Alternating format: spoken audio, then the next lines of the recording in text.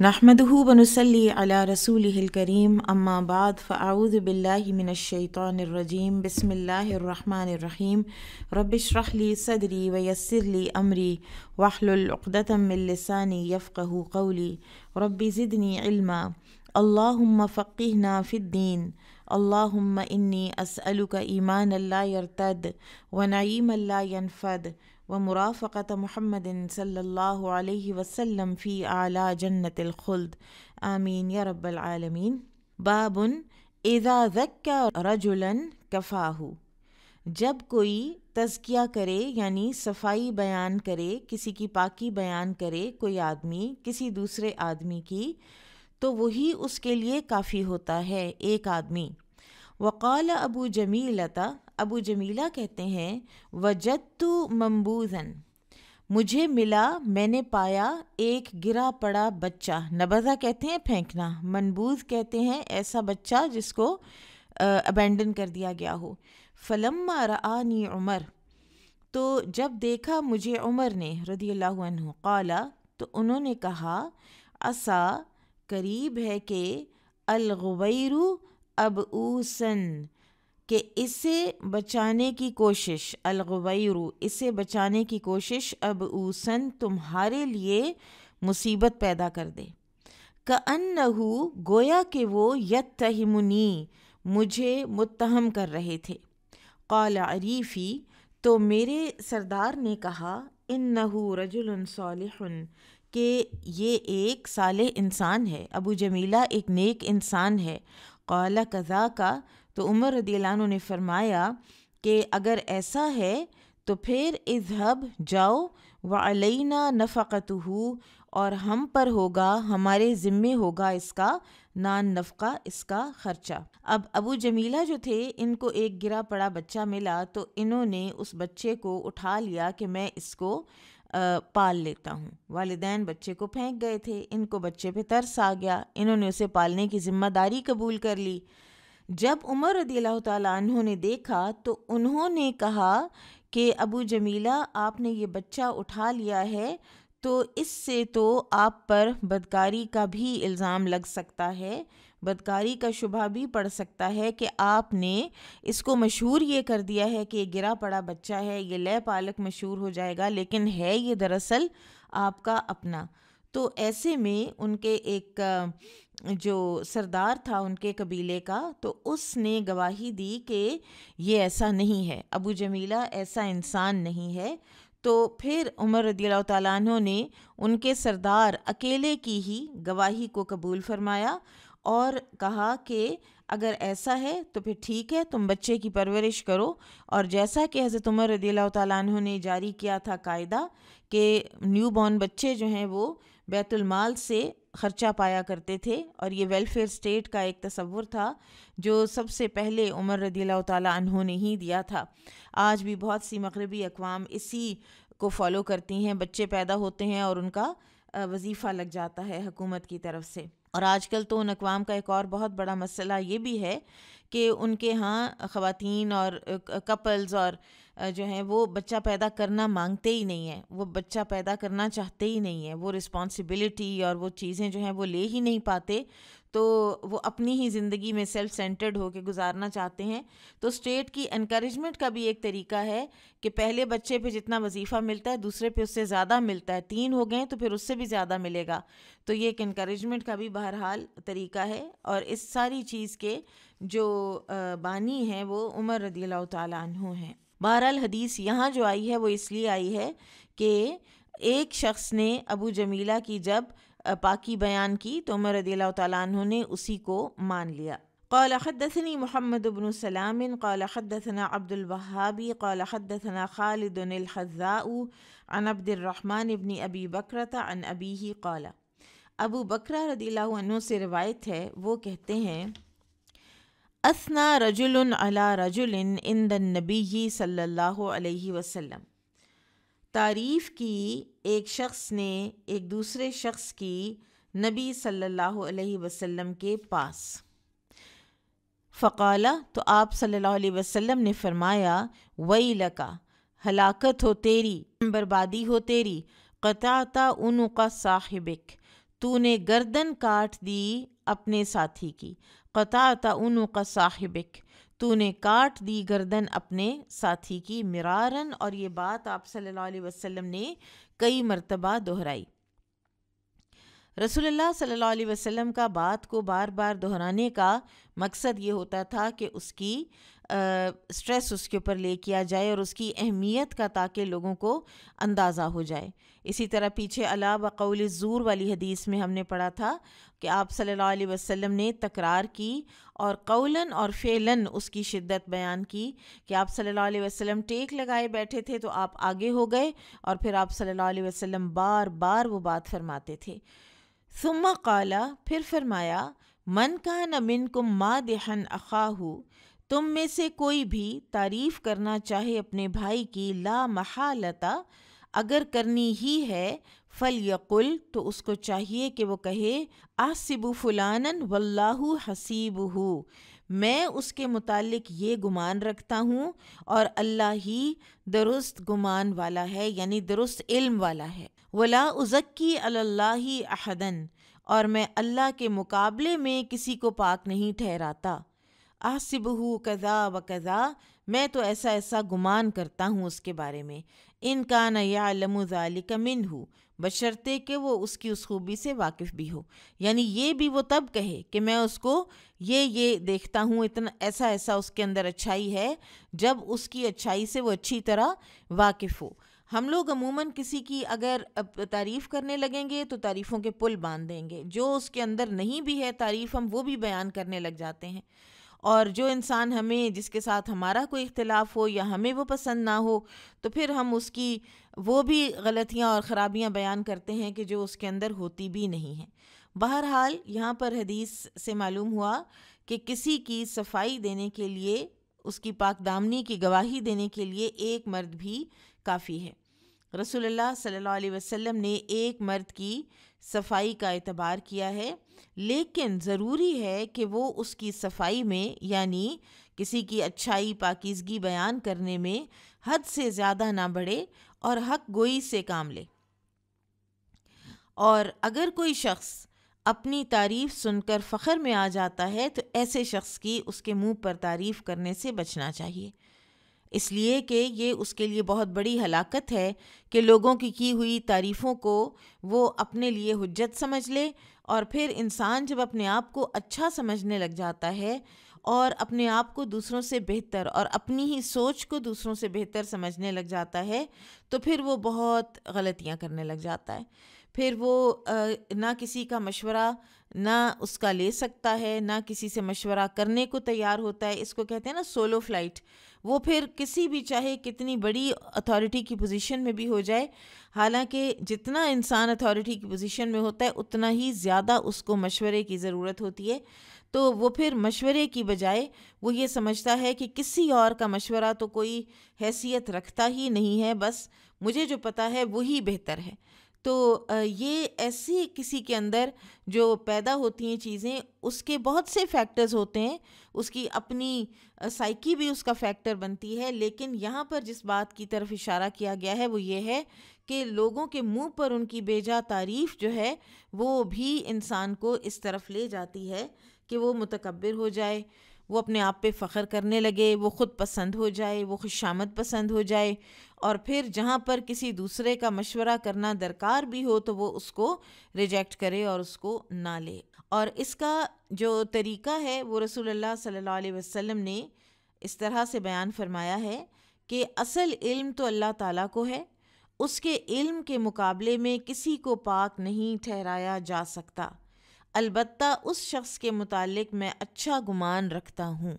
آپ دیکھیے کہ سیدہ عائشہ رضی اللہ تعالیٰ عنہ کی کتنی خوبصورت طریقے سے پاکی بیان کی تھی، صفائی بیان کی تھی سیدہ زینب بنت جحش رضی اللہ عنہ نے کہ میں نے عائشہ میں خیر کے سوا کچھ نہیں دیکھا۔ تو اس طرح سے اگر کسی کی بات کرنی ہو تو کی جا سکتی ہے۔ اور دوسرے ایک بات ہے کہ بعض اوقات کسی کے منہ پر اس کی تعریف کی بھی جا سکتی ہے، کسی نے کوئی اچھا کام کیا ہے تو اس کو اپریشیٹ کرنا تو اس میں کوئی حرج نہیں ہوتا، لیکن اس میں اتنی ایگزیجریشن نہیں ہونی چاہیے کہ یا تو اس میں جھوٹ مکس ہو جائے اور یا یہ کہ فخر میں دوسرا انسان مبتلا ہو جائے۔ تو بہرحال تعریف میں حد سے بڑھنا ممنوع ہے، اسی لیے امام بخاری اس کے متعلق ایک اور عنوان قائم کرتے ہیں۔ وہ فرماتے ہیں بابو ما یکرہ من الاطناب فی المدح ولیقل ما یعلم، جو ناپسند کیا گیا ہے مبالغہ کرنا تعریف میں، اور چاہیے کہ انسان وہی کہے جتنا وہ جانتا ہے۔ قال حدثنا محمد بن الصباح قال حدثنا اسماعیل بن زکریا قال حدثني برید بن عبد الله عن ابی بردۃ عن ابی موسیٰ رضی اللہ عنہ قال سمع النبی صلی اللہ علیہ وسلم رجلا، ابو موسیٰ الاشعری رضی اللہ عنہ سے روایت ہے کہ نبی صلی اللہ علیہ وسلم نے ایک شخص سے سنا، یثنی علی رجل، وہ ایک اور آدمی کی تعریف کر رہا تھا، وَيُطْرِيهِ فِي مَدْحِهِ، اور مبالغہ آرائی کر رہا تھا اس کی مداح میں، اس کی تعریف میں۔ فقالا، تو آپ صلی اللہ علیہ وسلم نے فرمایا، اہلکتم، تم نے اسے ہلاک کر دیا، او یا فرمایا قطعتم ظہر الرجل، تم نے توڑ دی کمر اس آدمی کی۔ کسی انسان کی تعریف کا اس کے سر چڑھ جانا اور اس کے مطابق اس کے ایکشنز ہو جانا کتنا خطرناک ہے اور کتنا یہ نقصان دہ ہے اس کے اپنے لیے، اس کے ارد گرد کے لوگوں کے لیے، کہ نبی صلی اللہ علیہ وسلم نے فرمایا کہ تم نے اسے ہلاک کیا، تم نے اس کی کمر توڑ دی۔ یعنی کتنی بڑی زیادتی ہے کہ کسی انسان کو اس کی غلطیاں نہ بتائی جائیں، اور اس سے بڑھ کر زیادتی یہ ہے کہ جس انسان کو کوئی اس کی خامی، کمزوری، غلطی، کسی بات کی کوئی سچا خیرخواہ نشاندہی کرے اور وہ بپھر جائے۔ اس میں حذیفہ بن یمان رضی اللہ تعالیٰ عنہ کا حضرت عمر رضی اللہ عنہ کے ساتھ ایک مکالمہ ہے۔ حذیفہ رضی اللہ تعالیٰ عنہ کہتے ہیں کہ میں عمر رضی اللہ عنہ کے پاس آیا تو انہیں کافی پریشان اور غمگین دیکھا۔ میں نے کہا، اے امیر المومنین، کیا چیز آپ کو پریشان کر رہی ہے؟ فرمایا، مجھے ڈر ہے کہ اگر میں منکر میں پڑا تو میری تعظیم کی وجہ سے تم لوگوں میں سے کوئی بھی مجھے نہیں روکے گا۔ حذیفہ رضی اللہ عنہ نے کہا، اللہ کی قسم، اگر ہم آپ کو حق سے نکلتا ہوا دیکھیں تو ہم ضرور آپ کو اس سے روکیں گے۔ اس پر عمر خوش ہوئے اور فرمایا، سب تعریف اللہ کے لیے ہے جس نے مجھے ایسے ساتھی دیے، جب میں ٹیڑھا ہو جاؤں تو وہ مجھے سیدھا کر دیں۔ تو اس لیے اللہ تعالیٰ ہمیں عمر رضی اللہ تعالیٰ عنہ جیسے ساتھی بھی عطا فرمائے، اور ہمیں حضرت عمر رضی اللہ عنہ والی سوچ بھی عطا فرمائے۔ ہر دو کے لیے ضروری ہے، فالوور کے لیے بھی اور لیڈر کے لیے بھی، دونوں کے لیے ضروری ہے کہ وہ یہ سوچیں رکھیں کہ ہم نے اپنے لیڈر کی اگر دیکھی کہ اس کی اصلاح کی ضرورت ہے تو اس کی اصلاح کی جائے، اور اصلاح تبھی کی جا سکے گی کہ اگر وہ لیڈر یا اتھارٹی کی پوزیشن میں ہونے والا کوئی بھی شخص اس کو ویلکم کرے گا تو، ورنہ تو وہ ڈیف ایئرز پہ پڑے گی۔ اور بعض اوقات تو اتنا ہم اپنے آپ کو بھی دھوکہ دے لیتے ہیں کہ ہمیں کوئی بندہ کوئی بات کہتا ہے اور ہم اس کی اتنی تعویلیں نکال لیتے ہیں، اور یہ جو تعویل ہے نا، اور یہ جو ایک وقت اسی وقت پر اپنے آپ کو ڈیفینڈ کرنے کا جو شروع ہو جاتا ہے ایک سلسلہ، تو یہ خود پسندی ہی کی ایک علامت ہوتی ہے۔ یہ انسان کی نفسیات ہوتی ہے کہ وہ اپنے اوپر آنے والی کوئی بات برداشت ہی نہیں کر پاتا، اور اسی وقت وہ چاہے کچھ بھی ہو جائے، چاہے اس کو کہیں غلط بیانی بھی کرنی پڑ رہی ہو، اور اس کے باوجود بھی وہ پھر اس بات کو مان کر نہیں دیتا، اور اس میں ہلاکت ہے۔ دراصل اس کے جو نتائج ہیں نا، ان میں ہلاکت ہے۔ کسی کی منہ پہ تعریف اس کی شخصیت میں وہ چینجز لاتی ہے جو اس کے لیے اور اس کے ارد گرد کے لوگوں کے لیے ہلاکت ہے۔ اس لیے نبی صلی اللہ علیہ وسلم نے اس مبالغہ آمیز تعریف کو منع فرمایا ہے۔ تو لہٰذا جتنا جانتے ہیں اس کے مطابق تعریف کرنے میں حرج نہیں ہے، اور مبالغے والی تعریف کرنے سے منع کیا گیا ہے۔ تو اس طرح ابو بکرہ اور ابو موسیٰ الاشعری رضی اللہ عنہما کی احادیث جو ہیں دونوں ان میں تطبیق ممکن ہے۔ باب بلوغ الصبیان و شہادتہم، بچوں کا بالغ ہونا اور ان کا گواہی دینا۔ بچہ کب گواہی دینے کے قابل ہو سکتا ہے؟ وقول اللہ تعالی وَإِذَا بَلَغَ الْأَطْفَالُ مِنْكُمُ الْحُلُمَ فَلْيَسْتَأْذِنُوا، اللہ سبحانہ و تعالیٰ کا فرمان ہے، جب لڑکے سن بلوغ کو پہنچ جائیں تم میں سے تو وہ بھی گھر آنے کے لیے اجازت لیا کریں. سورۃ النور آیا 59. وقال مغیرۃ، مغیرہ کہتے ہیں احتلمت وانا ابن 12 سنہ، مجھے احتلام ہوا تو اس وقت میری عمر 12 سال تھی. وبلوغ النساء الی الحید، اور عورتوں کا بالغ ہونا حیض ہے. لقولہ عز وجل، اللہ عز وجل کے اس فرمان کے مطابق، واللائی یئسن من المحید من نسائکم الی قولہ ان یدعن حملہن، الطلاق 4. اور عورتوں کا بالغ ہونا حیض سے ہے، کیونکہ ارشاد باری تعالیٰ ہے تمہاری جو عورتیں حیض سے نا امید ہو چکی ہوں، اگر تمہیں کچھ شبہ ہو تو ان کی عدت 3 ماہ ہے، اور ان کی بھی جنہیں حیض آنا شروع نہ ہوا ہو، اور حمل والی عورتوں کی عدت وضع حمل ہے. وقال الحسن بن صالح، حسن بن صالح کہتے ہیں ادرکت جارۃ لنا، میں نے دیکھی تھی اپنی ایک ہمسائی، جدتاً جو نانی بن گئی تھی، بنت 21، جبکہ خود ابھی وہ 21 سال کی تھی. جدہ کا جو لفظ ہے عموماً دادی کے لیے استعمال ہوتا ہے، لیکن دونوں میٹرنل گرینڈ مدر کے لیے بھی ہوتا ہے، نانی کے لیے بھی، اور یہاں اس کا ترجمہ نانی ہی کیا جائے گا، کیونکہ دادی بننا قرین از قیاس نہیں ہے، کیونکہ لڑکے دیر سے بالغ ہوتے ہیں. تو بہرحال بلوغت کی عمر جو ہے وہ موسموں اور خوراک کے فرق سے فرق ہو سکتی ہے، بعض اوقات جینیٹک فرق بھی ہوتے ہیں. تو ایک تو یہ کہ اگر بالغ ہو جائیں تو ان کے اوپر احکامات لاگو ہوں گے، اور اگر کسی میں بلوغت کے کوئی اثرات لڑکے یا لڑکی میں آ ہی نہیں رہے تو پھر 15 سال کی عمر جو ہے وہ ڈسٹنگوش کرتی ہے، اور 15 سال سے پھر بچہ جو ہے وہ بالغ کنسیڈر کیا جاتا ہے، چاہے اس کے اوپر بلوغت کے اثرات نہ بھی آئے ہوں. اس عنوان کے تحت امام بخاری نے 2 باتیں بیان کی ہیں رحمہ اللہ. پہلی بات یہ کہ بچے اور بچیاں کب بالغ ہوتے ہیں، اور دوسری یہ کہ ان کی گواہی کے متعلق کیا حکم ہے. جہاں تک لڑکوں کی بلوغت کا تعلق ہے تو اس کا انحصار ان کے احتلام پر ہے، ویٹ ڈریم پر ہے، خواہ وہ عمر کے کسی حصے میں بھی ہو. اور لڑکی کو جب حیض آ جائے تو یہ اس کی بلوغت کی علامت ہے. اس وقت ان پر عبادات اور حدود وغیرہ اگر وہ کوئی جرم کریں تو لاگو ہو جاتے ہیں. اگر کسی وجہ سے احتلام یا حیض دیر سے آئیں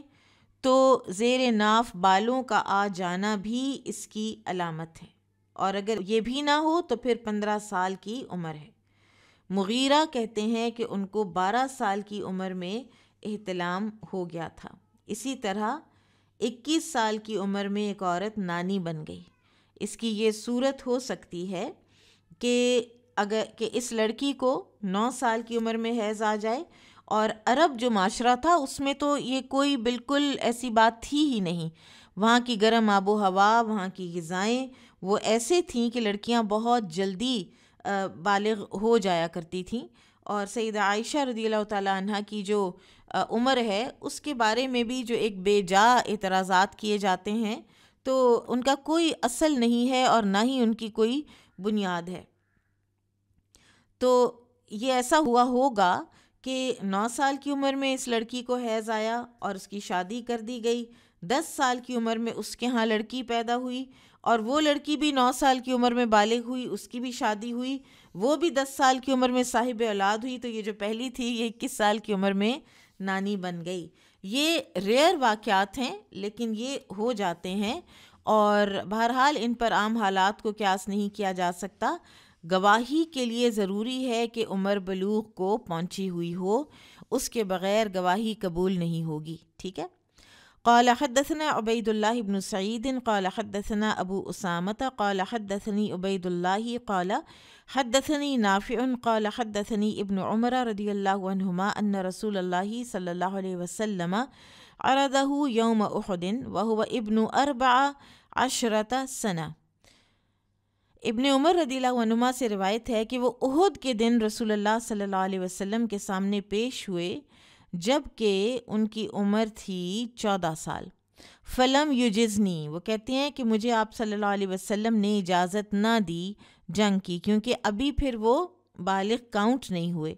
ثم عرضنی یوم الخندق، تو پھر میں خندق کے دن پیش ہوا آپ صلی اللہ علیہ وسلم کے سامنے۔ وَأَنَا ابْنُ 15، اب احد ہوا ہے 3 ہجری میں، شوال سن 3 ہجری میں، اور خندق ہوا ہے سن 5 ہجری میں، تو تقریباً 1.25 سال ٹائپ کا وقفہ اس کے اندر تھا۔ تو کہتے ہیں کہ میں اب 15 سال کا ہو چکا تھا۔ فَأَجَازَنِي، تو آپ صلی اللہ علیہ وسلم نے مجھے جنگ میں شامل ہونے کی اجازت دے دی۔ قال نافع، نافع کہتے ہیں فقدمت علی عمر بن عبد العزیز، کہ میں گیا عمر بن عبد العزیز کے پاس، وہو خلیفۃ، جبکہ وہ خلیفہ تھے۔ فحدثتہ ھذا الحدیث، تو میں نے ان کو سنائی یہ حدیث۔ فقال، تو انہوں نے کہا ان ھذا لحد بین الصغیر والکبیر، کہ یہ حد ہے صغیر اور کبیر کے درمیان، یعنی نابالغ اور بالغ کے درمیان، یعنی 15 ایئرز کی ایج۔ وَكَتَبَ إِلَىٰ عُمَّالِهِ، اور انہوں نے لکھ بھیجا اپنے حکام کو،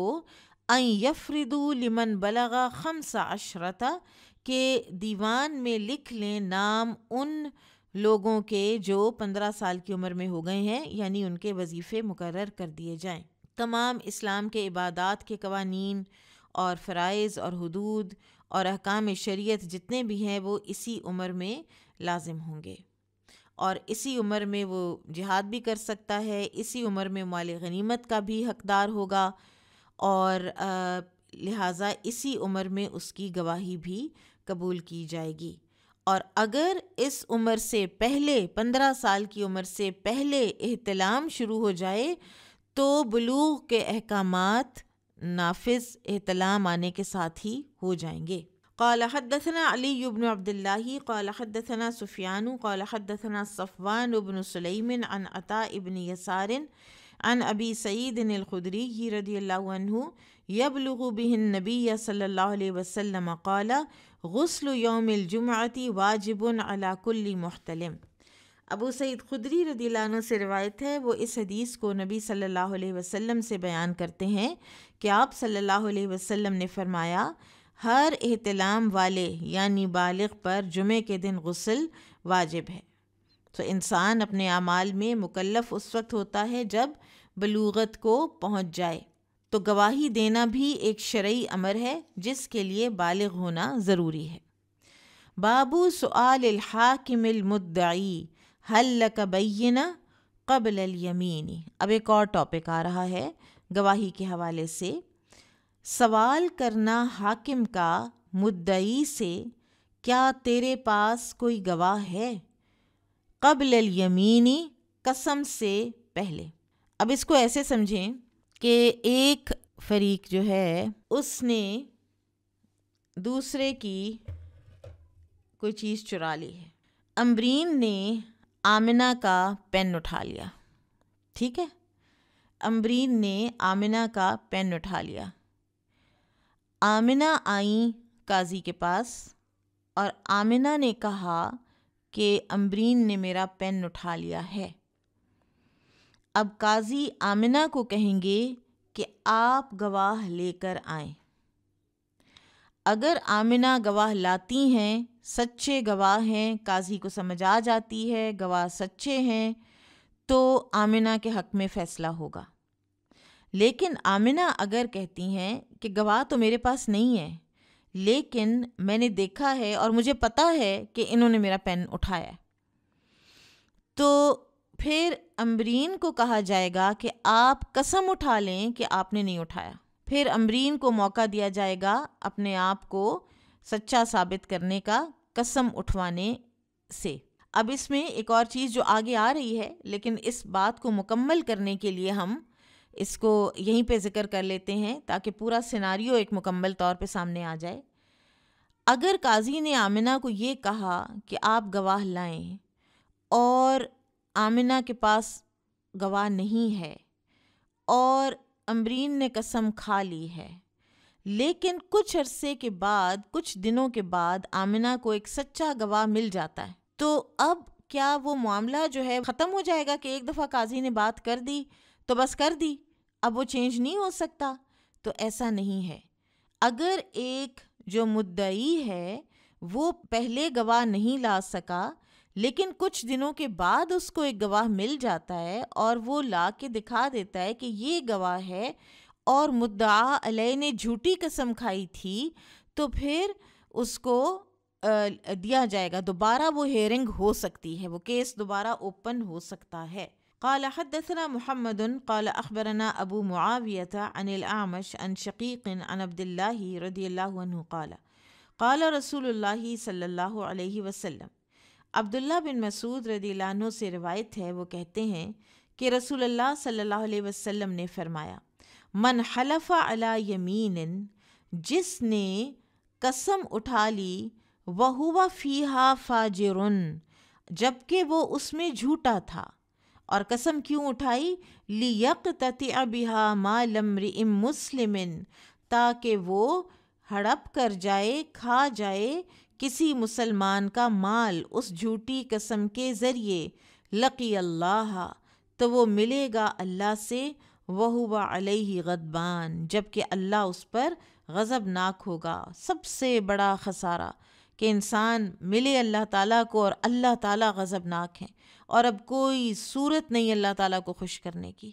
وہ جو صورتیں ہیں وہ ساری کی ساری اس دنیا کی زندگی میں آپ کو اللہ تعالیٰ نے دے رکھی ہیں۔ قالا، راوی کہتے ہیں، فقال الاشعث بن قیس، کہ اشعث بن قیس نے کہا، فی واللہ کان ذالک، اللہ کی قسم یہ میرے متعلق ہوا تھا، یعنی یہ بات آپ صلی اللہ علیہ وسلم نے میرے متعلق فرمائی تھی۔ اور ہوا کیا تھا؟ کان بینی و بین رجل من الیہودی، میرے اور ایک یہودی کے درمیان جھگڑا ہو گیا، اردن، ایک زمین کے متعلق، فجحدنی، تو اس نے انکار کر دیا، سختی کے ساتھ میرے حق کا انکار کر دیا، فقدمتہ الی النبی صلی اللہ علیہ وسلم، تو میں نے اسے نبی صلی اللہ علیہ وسلم کے پاس پیش کیا، فقال لی رسول اللہ صلی اللہ علیہ وسلم، تو مجھ سے رسول اللہ صلی اللہ علیہ وسلم نے فرمایا، الک بینہ، کیا تمہارے پاس کوئی گواہ ہے؟ قالا، کہتے ہیں اشعث، قلتو، میں نے کہا، لا، نہیں۔ قالا، تو پھر وہ راوی کہتے ہیں، فقال للیہودی، تو پھر رسول اللہ صلی اللہ علیہ وسلم نے یہودی سے کہا، احلف، تم قسم کھا لو کہ تم سچے ہو اپنی بات میں۔ قالا، تو اشعث کہتے ہیں، قلتو، میں نے رسول اللہ صلی اللہ علیہ وسلم سے عرض کی، یا رسول اللہ، اے اللہ کے رسول، اذن یحلف، تو وہ تو قسم کھا لے گا، ویذهب بمالی، اور میرا مال لے جائے گا۔ قالا، تو وہ کہتے ہیں، فانزل اللہ تعالی، تو اللہ سبحانہ و تعالیٰ نے اس پر یہ آیات نازل کیں، ان الذین یشترون بعہد اللہ وایمانہم ثمنا قلیلا الی آخر الآیہ، آل عمران 77۔ جو لوگ اللہ کے عہد اور اپنی قسموں کو تھوڑی قیمت کے عوض بیچ ڈالیں تو ایسے لوگ جو ہیں وہ سخت گنہگار ہوتے ہیں، اور اللہ سبحانہ و تعالیٰ قیامت کے دن ان پر غضبناک ہوگا۔ جھوٹی گواہی دینا کبیرہ گناہ ہے، اور جھوٹی قسم کھا کر کسی کا مال ہڑپ کر جانا اس سے بھی بڑا جرم ہے۔ باب الیمین علی المدعا علیہ فی الاموال والحدود، دیوانی اور فوجداری دونوں قسم کے مقدمات میں مدعا علیہ سے قسم لینا، ٹھیک ہے۔ دیوانی ہوتے ہیں جو مالی معاملات، اور حدود یعنی جو حدود، تعزیرات، سزائیں۔ وقال النبی صلی اللہ علیہ وسلم، اور نبی صلی اللہ علیہ وسلم نے فرمایا، شاہداک او یمینہ، تم دو گواہ پیش کرو یا مدعا علیہ کی قسم سے فیصلہ ہو جائے گا۔ وقال قتیبۃ قال حدثنا سفیان عن ابن شبرمہ، قتیبہ کہتے ہیں کہ ہمیں سفیان نے بتایا ابن شبرمہ کے حوالے سے، اور ابن شبرمہ جو ہے یہ کوفہ کے قاضی تھے۔ کلمنی ابو الزنادی فی شہادت الشاہد، وہ کہتے ہیں کہ ابو زناد نے مجھ سے ایک گواہ اور مدعی کی قسم کے متعلق بات کی، وہ یمین المدعی، اور مدعی کی قسم کے بارے میں بات کی، ٹھیک ہے، ایک گواہ اور یا پھر مدعی کی قسم، یا مدعا علیہ نہیں، مدعی کی قسم۔ مدعی کون ہے؟ جو دعویٰ کرتا ہے، اور بیسک رول کیا ہے کہ وہ 2 گواہ لے کر آئے گا، 2 مرد گواہ لے کر آئے گا، لیکن نہیں لا سکتا تو ایک صورت یہ بھی ہے کہ وہ ایک آدمی اور ایک قسم مدعی کی، یہ بھی ایک صورت ہے۔ فقلت تو میں نے کہا، قال اللہ تعالی، اللہ تعالیٰ نے فرمایا ہے، واستشہدوا شہیدین من رجالکم فإن لم یکونا رجلین فرجل وامرأتان ممن ترضون من الشہداء ان تدل احداہما فتذکر احداہما الاخری۔ تو وہ کہتے ہیں کہ میں نے کہا کہ اللہ تعالیٰ نے تو فرمایا ہے کہ اپنے مردوں میں سے 2 گواہ بناؤ، اگر 2 مرد نہ ہوں تو پھر 1 مرد اور 2 عورتیں ان لوگوں میں سے ہوں جن کو تم گواہی کے لیے پسند کرتے ہو، تاکہ ان میں سے اگر ایک بھول جائے تو دوسری اس کو یاد دلا دے۔ قلت، وہ کہتے ہیں میں نے کہا، اذا کان یکتفی بشہادت شاہد و یمین المدعی، کہ اگر ایک گواہ کی گواہی اور مدعی کی قسم کافی ہوتی، فما یحتاج ان تذکر احداہما الاخری، تو پھر یہاں پر 2 عورتوں کی تو بات کی ضرورت ہی نہیں تھی کہ 2 عورتیں ہوں تاکہ ایک جو ہے وہ دوسری کو یاد دلا دے۔ ما کان یصنع بذکر ہذہ الاخری، تو ایسے حالات میں دوسری عورت کے یاد دلانے سے کیا فائدہ ہوگا؟ یعنی یہ ایک بحث تھی کوفہ اور مدینہ کے لوگوں میں۔ کوفہ کے قاضی ابن شبرمہ کہتے تھے کہ نہیں، مدعی جو ہے وہ 2 گواہ ہی لائے گا، کیونکہ اللہ تعالیٰ نے اگر 2 مرد نہ ملیں تو 1 مرد اور 2 عورتیں، اور پھر اس کو بھی اللہ تعالیٰ نے ایسے وہ کیا ہے کہ دوسری اسے یاد دلا دے اگر ایک بھول جائے تو اگر مدعی نے 1 آدمی اور 1 قسم کھا لینی ہے تو پھر اس ساری بات کا کیا بیچ میں رہ گیا مقصد؟ اچھا، یہ تو ابو شبرمہ کا تھا نا موقف، کہ یہ 2 گواہ ہی ہونے چاہیے، مدعی کے پاس اگر 1 گواہ ہے اور تو 1 قسم کھا کر اس کی بات پوری نہیں ہوگی۔ ابو زناد کا موقف یہ ہے کہ اگر مدعی کے پاس 2 گواہ نہ ہوں، صرف 1 گواہ ہو، تو مدعی سے قسم لے کر اس کے حق میں فیصلہ کیا جا سکتا ہے، کیونکہ رسول اللہ صلی اللہ علیہ وسلم نے 1 گواہ اور 1 مدعی کی قسم سے بھی فیصلہ فرمایا تھا۔ اس کا ذکر صحیح مسلم میں ہے، حدیث نمبر 4472 میں۔ اہل مدینہ کا اس پر عمل رہا ہے، ٹھیک ہے، لیکن ابن شبرمہ کا موقف کیا ہے کہ 1 گواہ اور قسم فیصلے کے لیے کافی نہیں، بلکہ مدعی 2 گواہ پیش کرے، ورنہ مدعا علیہ، جس کے اوپر دعویٰ کیا گیا ہے، اس کی قسم لے کر فیصلہ کیا جائے گا۔ لیکن علماء کہتے ہیں کہ ابن شبرمہ رحمہ اللہ کا جو یہ استدلال ہے یہ درست نہیں ہے، کیونکہ قرآن مجید میں گواہی کا ایک نصاب ذکر کیا گیا ہے کہ 2 مرد، اور اگر وہ نہ ہوں تو 1 مرد اور 2 عورتیں، جبکہ حدیث میں ایک اور نصاب کا ذکر کیا گیا ہے کہ 1 مرد پلس مدعی کی قسم۔ تو اس لیے دونوں میں کوئی کانٹرڈکشن نہیں ہے، اپنی اپنی جگہ پر دونوں مستقل گواہی کے نصاب ہیں۔ قال حدثنا ابو نعیم قال حدثنا نافع بن عمر عن ابن ابی ملیکہ قال كتب ابن عباس رضی اللہ عنہما الیہ۔ ابن ابی ملیکہ رحمہ اللہ سے روایت ہے، کہتے ہیں کہ ابن عباس نے مجھے خط لکھا، ان النبی صلی اللہ علیہ وسلم، کہ نبی صلی اللہ علیہ وسلم نے قضا بالیمین، کہ فیصلہ کیا تھا قسم پر، علی المدعا علیہ، کہ مدعا علیہ کے ذمہ داری ہے قسم کھانا،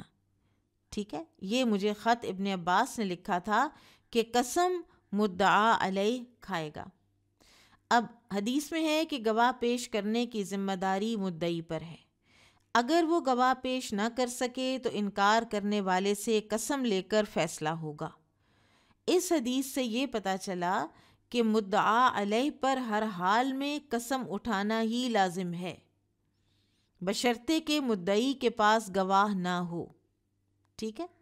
مدعی کے پاس گواہ نہیں تو مدعا علیہ قسم کھائے گا، کیونکہ اگر کسی نے دعویٰ کیا ہے نا تو پھر اس کے پاس گواہ ہونا چاہیے۔ گواہی کے بغیر یہ جرائم کے دعوے جو ہیں وہ نہیں ایڈمیسیبل ہوتے۔ امام مالک رحمہ اللہ کہتے ہیں کہ مدعا علیہ یعنی جس پر دعویٰ کیا گیا ہے کہ فلاں نے میرا پین اٹھایا، اس سے قسم لی جائے گی جب دونوں میں معاملات کا تبادلہ اور دیگر لین دین ہو، ورنہ تو ہر شخص کسی شریف آدمی کو قسم اٹھانے پر مجبور کرتا رہے گا، خواہ اس پر جھوٹا دعویٰ ہی کیوں نہ کرنا پڑے۔ سو امام مالک رحمہ اللہ جو ہیں وہ معاملات اور لین دین کے تبادلوں میں صرف یہ قسم والی بات کرتے ہیں، لیکن امام بخاری رحمہ اللہ کا موقف ہے کہ دیوانی یا فوجداری دونوں قسم کے مقدمات میں مدعا علیہ سے قسم لی جائے گی، اور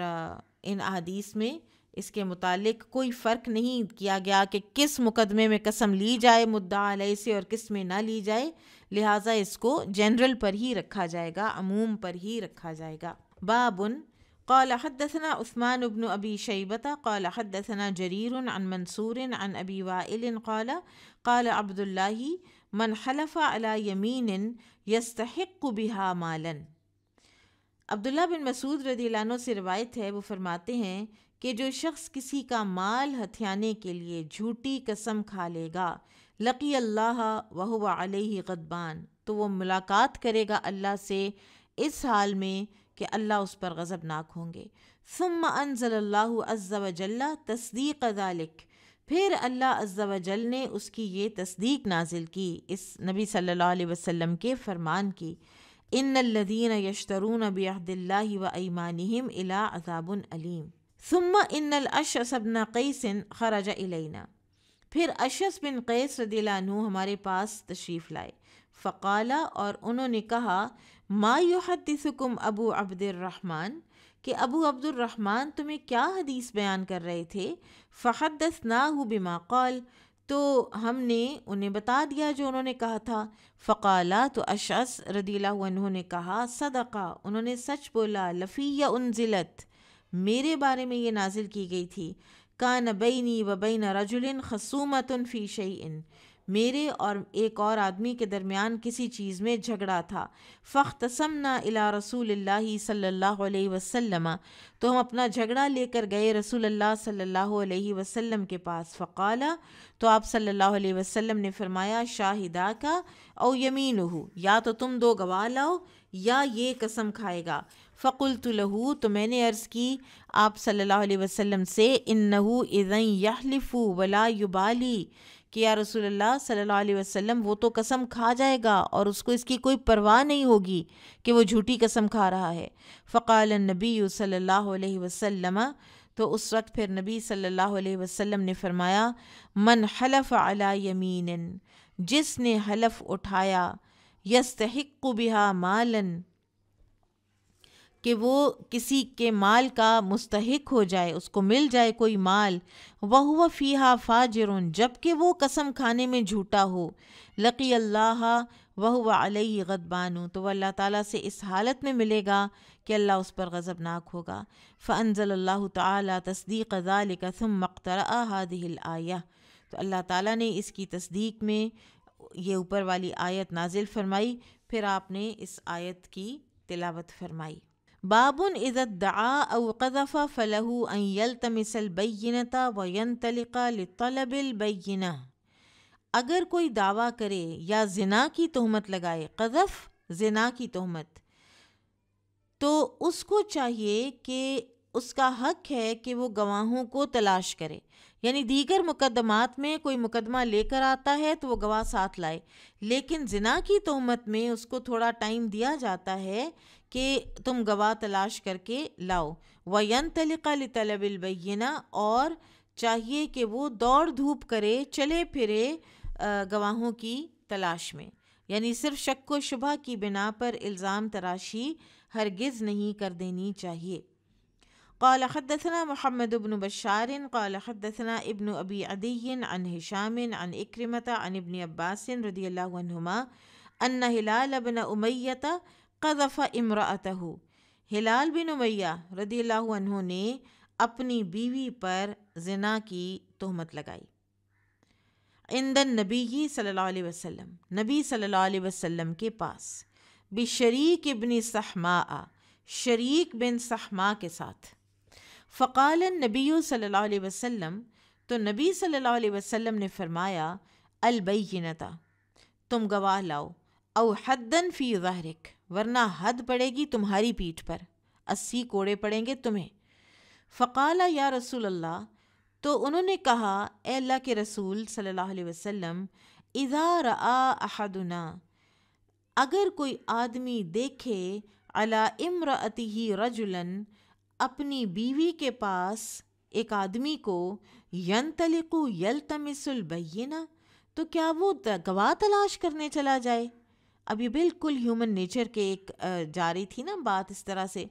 تو آپ صلی اللہ علیہ وسلم بھی وحی کے آنے سے پہلے تک کچھ اپنے پاس سے کوئی اوپینین آپ صلی اللہ علیہ وسلم نے کبھی نہیں دیا، تو لہٰذا آپ نے وہی بات جو ابھی آئی ہوئی تھی کہ 4 گواہ لاؤ ورنہ حد قذف پڑے گی، تو وہ پوچھ رہے تھے کہ یہ اب یعنی ایک ڈفرینٹ سی بات ہے نا کہ بیوی کے لیے بھی انسان گواہ تلاش کرنے چلا جائے۔ فجعل یقول، تو آپ صلی اللہ علیہ وسلم بھی بدستور فرماتے رہے، البینۃ والا حد فی ظہرک، کہ گواہ پیش کرو ورنہ تمہاری پیٹھ پر کوڑے لگیں گے۔ فذکر حدیث اللعان، پھر آپ نے لعان سے متعلقہ حدیث بیان کی۔ تو یہ آیات لعان نازل ہونے سے پہلے کا واقعہ ہے، تو بہت ہونا چاہیے محتاط اس چیز میں کہ آپ لوگوں پر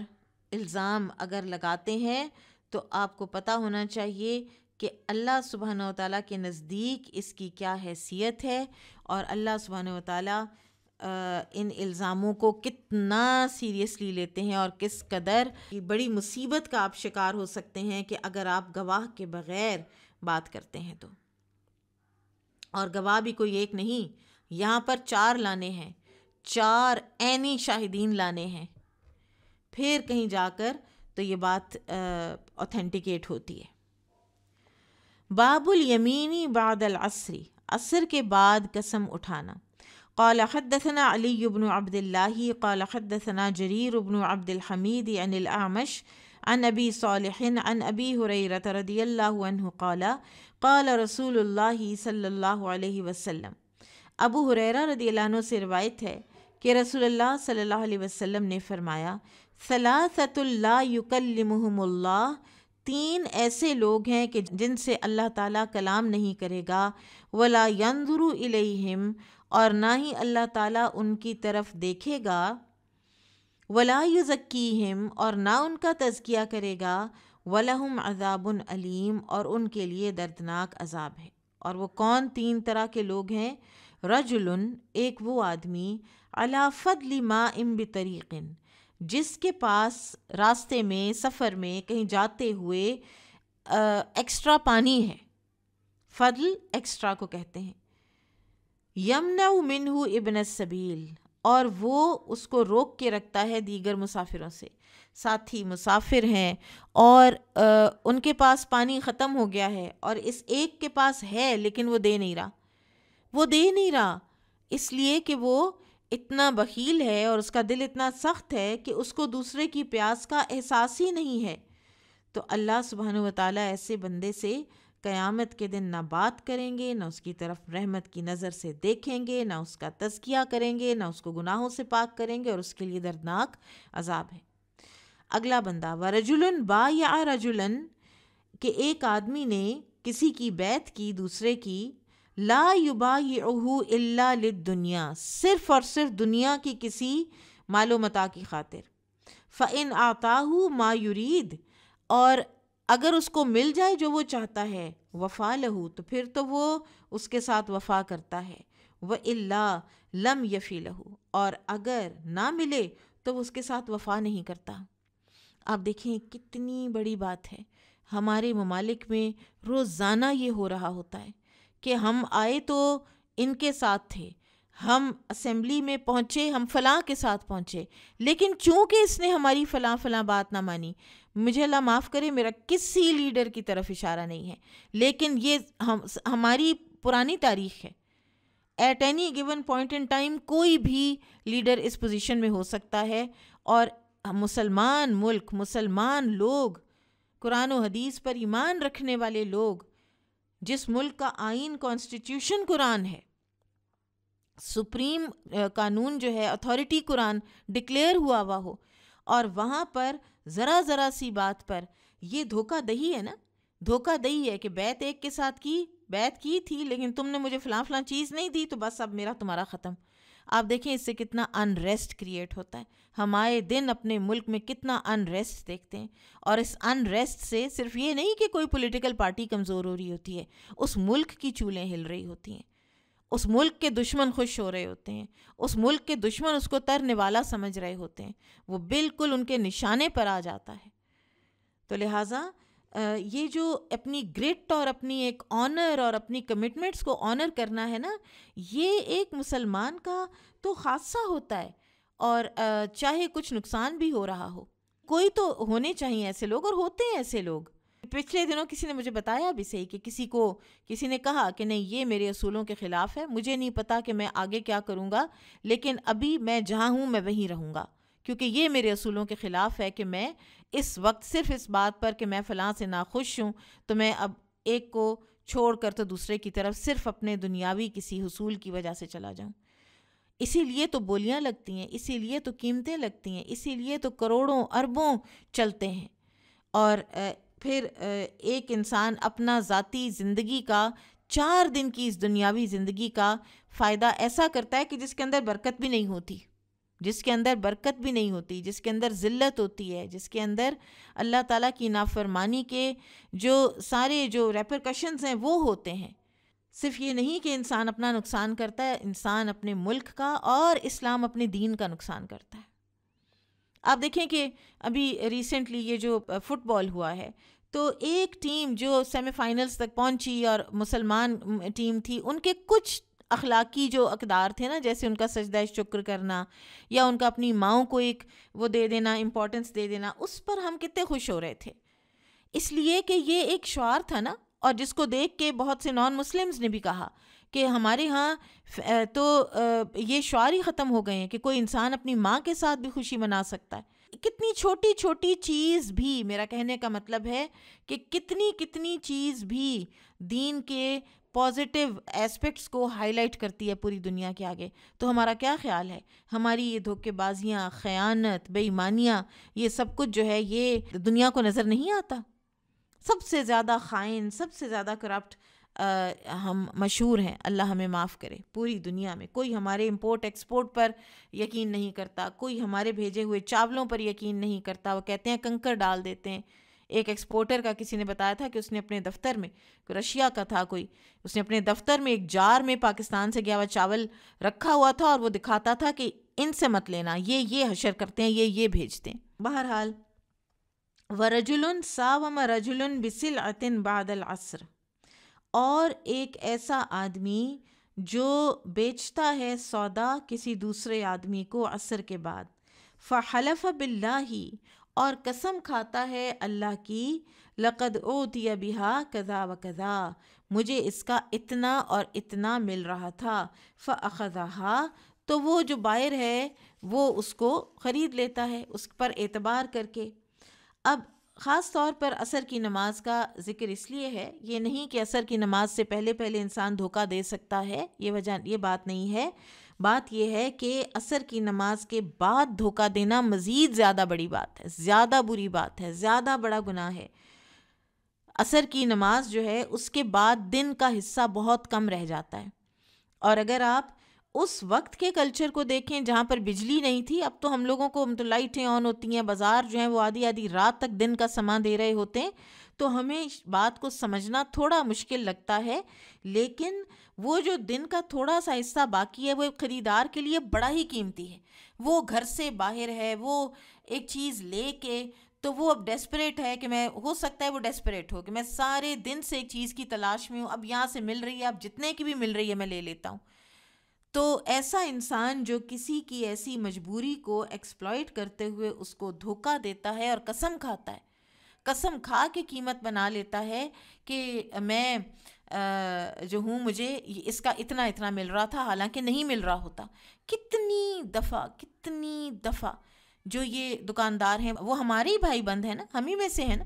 تو وہ کہہ رہے ہوتے ہیں کہ اتنی تو ہماری خرید بھی نہیں ہے. باجی میں تو آپ کو اپنی قیمتیں خرید پہ دے رہا ہوں، باجی میں تو آپ کو خرید سے بھی نیچے دے رہا ہوں، حالانکہ ایسا کچھ نہیں ہے. آپ دیکھیں کہ وہی لوگ سیزن کے اینڈ پر 50% آف کیوں لگا دیتے ہیں؟ کیونکہ وہ اس پر بھی کما رہے ہوتے ہیں. لیکن جب ان سے کوئی اس طرح کی بات کی جائے تو وہ کہتے ہیں کہ نہیں اتنا تو ہمارا مارجن ہی نہیں. تو یہ ساری جو بزنس میں اور ٹریڈ میں جو غلط بیانیاں اور ایکسپلائٹیشن ہے ایک گاہک کی، وہ بھی اللہ سبحانہ و تعالیٰ کو سخت ناپسند ہے اور انتہا کی یہ اخلاقی اعتبار سے گھٹیا اور گری ہوئی حرکت ہے. پھر اسی طرح سے عصر کے بعد قسم کھانا جو ہے جھوٹی، وہ اس لیے بھی بدترین گناہ ہے کیونکہ اس وقت رات اور دن کے فرشتے حاضر ہوتے ہیں اور اس وقت لوگوں کے اعمال بھی آسمان کی طرف اٹھائے جاتے ہیں.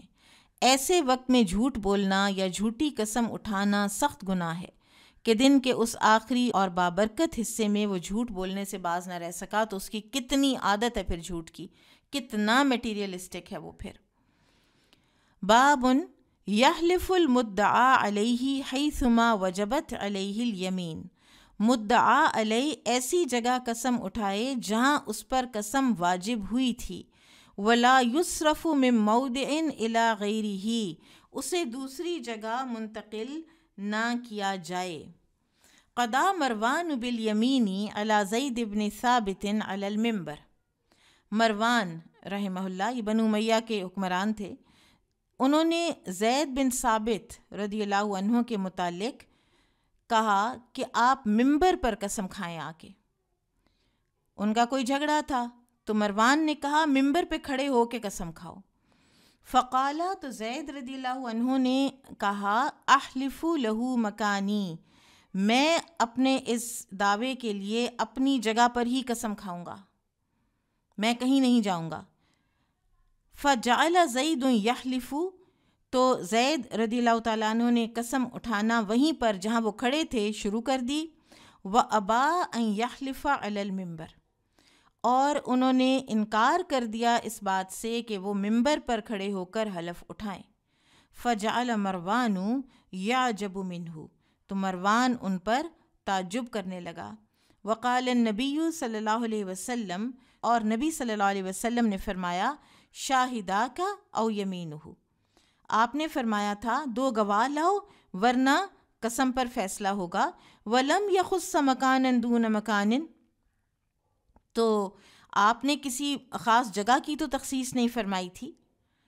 آپ دیکھیں کہ ہمارے ہاں ایک ہوتا ہے نا کہ پریشر ڈالنے کے لیے کہ حرم میں جا کر فیصلہ کریں گے، وہاں پہ جا کے فیصلہ کریں گے، منبر رسول صلی اللہ علیہ وسلم کے جتنا قریب پہنچ سکتے ہیں وہاں جا کے وعدہ لیں گے. تو ایسا کرنے کی ضرورت نہیں ہوتی. لوگوں کے دلوں میں در حقیقت تو یہ ہے کہ بذات خود اللہ تعالیٰ کی عظمت ہونی چاہیے. بہرحال اگلی حدیث بھی پڑھ لیتے ہیں، پھر اس پر تھوڑی اور بات کرتے ہیں. قال حدثنا موسى بن اسماعیل قال حدثنا عبد الواحد عن الاعمش عن ابی وائل عن ابن مسعود رضی اللہ عنہ عن النبی صلی اللہ علیہ وسلم قال من حلف علی یمین، نبی صلی اللہ علیہ وسلم نے فرمایا کہ جس نے جھوٹی قسم کھائی لیقتطع بہا مالا، کہ تاکہ اس کے ذریعے سے وہ کسی کا مال ہڑپ کر جائے، لقی اللہ وہو علیہ غضبان، تو وہ اللہ تعالیٰ سے ایسے ملاقات کرے گا کہ اللہ تعالیٰ اس پر غضبناک ہوگا. اب جو میجورٹی جمہور اہل علم ہے نا، وہ کہتے ہیں کہ کسی قسم میں شدت پیدا کرنے کے لیے کسی خاص جگہ، مثلاً مدینہ میں منبر نبوی صلی اللہ علیہ وسلم، مکہ میں رکن یعنی حجر اسود اور مقام ابراہیم کے درمیان والی جو جگہ ہے وہاں پر، یا دیگر مقامات میں مسجد کے اندر، یا کسی خاص وقت جیسا کہ عصر کے بعد یا جمعے کے دن قسم لینے کا اہتمام کیا جا سکتا ہے تاکہ کسی انسان کے اوپر اس کا بوجھ زیادہ پڑے. امام شافعی رحمہ اللہ فرماتے ہیں کہ مصحف پر قسم لینے میں کوئی خرابی نہیں ہے. اسے ابن حجر نے لکھا ہے اپنی کتاب میں، لیکن تھوڑا اس میں ہے یعنی ڈیٹیل ہے، اس کو ہمیں دیکھ لینا چاہیے، کیونکہ ہمارے ہاں بھی یہ بہت رائج ہے کہ گھریلو جھگڑے بھی ہوتے ہیں نا، تو کوئی بھاگ کے جاتا ہے اور قرآن پاک اٹھا کے لے آتا ہے، بھاگ کے جاتا ہے قرآن پاک اٹھا کے لے آتا ہے، اس کے اوپر قسم کھاؤ، اس کے اوپر قسم کھاؤ. اب اس میں تھوڑی سمجھنے کی ضرورت ہے. سمجھ لیجئے کہ اللہ تعالیٰ کے نام، اللہ تعالیٰ کی صفات میں سے کسی صفت پر قسم اٹھانا جائز ہے. اب اگر کوئی قرآن مجید کی قسم کھاتا ہے تو وہ قسم کھائے گا کلام اللہ کی، جو کہ اللہ کی صفات میں سے ایک صفت ہے.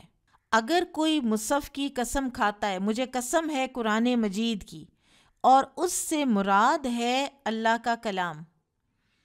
تو یہ جائز ہے. لیکن اگر وہ اس کتاب کی، اس بک کی جس کے اندر ورق بھی ہے، انک بھی ہے، ٹھیک ہے، تو اس کتاب کی قسم کھاتا ہے تو یہ حلف ہے غیر اللہ کا، اور یہ شرک ہے. جیسا کہ نبی صلی اللہ علیہ وسلم نے فرمایا، من حلف بغیر اللہ فقد کفر او اشرک، جس نے غیر اللہ کی قسم کھائی اس نے کفر کیا یا اس نے شرک کیا. یہ ترمذی اور ابو داؤد کی حدیث ہیں. تو لہٰذا بہتر یہ ہے کہ انسان اگر قرآن مجید کی قسم کھانا چاہتا ہے تو اپنے ذہن میں اس بات کو حاضر کرے کہ میں اللہ کے کلام کی قسم کھا رہا ہوں. پھر ایک ٹرینڈ جو ہمارے ہاں ہے، اس کو بعض لوگوں نے تو باقاعدہ بدعت کہا ہے، اور وہ ہے قرآن مجید پر مصحف کے اوپر ہاتھ رکھنا. اور عموماً یہ لوگ کرتے ہیں اس میں پھر شدت پیدا کرنے کے لیے، اور جو حلف اٹھانے والا ہے اس کے دل میں ہیبت پیدا کرنے کے لیے کہ وہ کہیں جھوٹ نہ بولے، اس کے اوپر ہاتھ رکھا ہوا ہو. ایک مسلمان ہونے کے ناطے میں ابھی آپ کو ایک واقعہ سناتی ہوں، پہلے یہ بات مکمل ہو جائے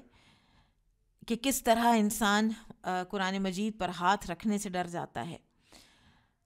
ابن عثیمین رحمہ اللہ فرماتے ہیں،